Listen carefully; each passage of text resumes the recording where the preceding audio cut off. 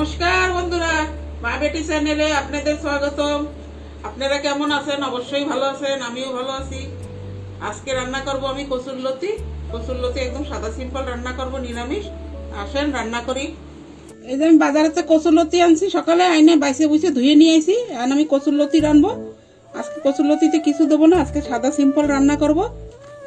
দেখেন আমি কিরকম রান্না করি। কড়াইটা গরম হয়ে গেছে, কড়াইতে দিয়ে দেবো সরষের তেল, দিয়ে দেবো এই যে দুটো তেজপাতা, আর দিয়ে দেবো কটা গোটা জিরা।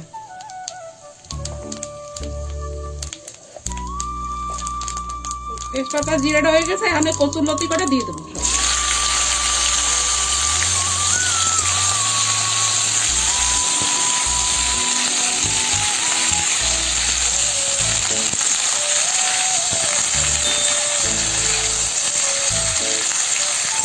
কচুরলতি আমি সিদ্ধ করে নিয়ে কাঁচাই রাঁধতেছি। সিদ্ধ করে রান্না একদম গলে যায়, ভালো লাগে না।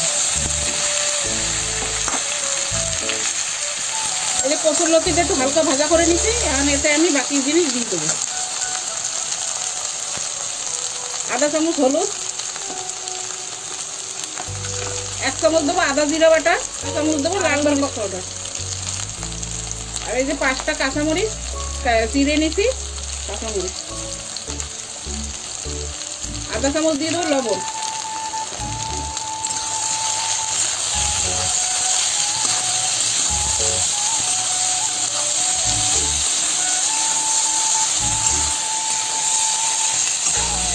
আর আদা জিরা বাটাটা এর সাথেই কষানো হয়ে যাবে। কচুরলতিটাও কষানো হয়ে যাবে, আর মশলাটাও কষানো হয়ে যাবে এর সাথে। ওই জন্য আমি আদা জিরা বাটা আগে দিই।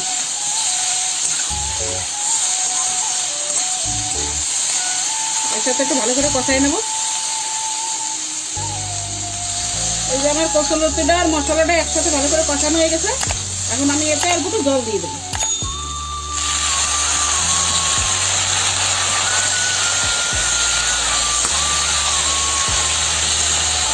আর অল্প একটু দেবো জল, দেবো না।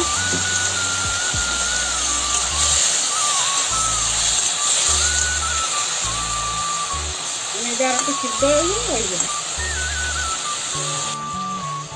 এই যে আমার কচুরলতিটি প্রায় সিদ্ধ হয়ে গেছে, এখন আমি এতে দিয়ে দেবো অল্প একটু চিনি, আর একটু দিয়ে দেবো এই যে ভাজা জিরা, আর এর সাথে একটু গরম মশলা আছে, এটা দিয়ে দেবো।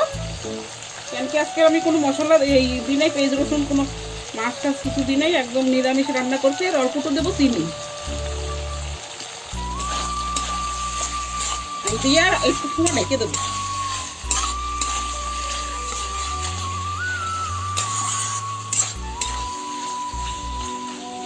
একটু 2 মিনিট ঢেকে দেবো। এই যে ঢাকনটা খুলতেছি, এরকম। এই যে আমার কচুরলতিটা এই যে ভালো করে ভাজা হয়ে গেছে, এই যে কত সুন্দর লাগতেছে। নিরামিষ বানাইছি, এও খাইতে অনেক স্বাদ লাগে। আমি দিয়ে দেবো একটু ধনেপাতা,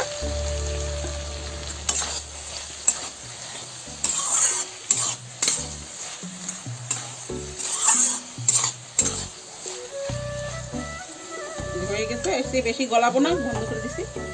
এই দেখেন বন্ধুরা, আমার কচুরলতিটা রান্না করা হয়ে গেছে। দেখে বলবেন রান্নাটা কিরকম হয়েছে, আর আপনারাও এরকম নিরামিষ রান্না করে খাবেন। ভালো লাগলে কমেন্ট করবেন, লাইক করবেন, শেয়ার করবেন, সাবস্ক্রাইব করবেন।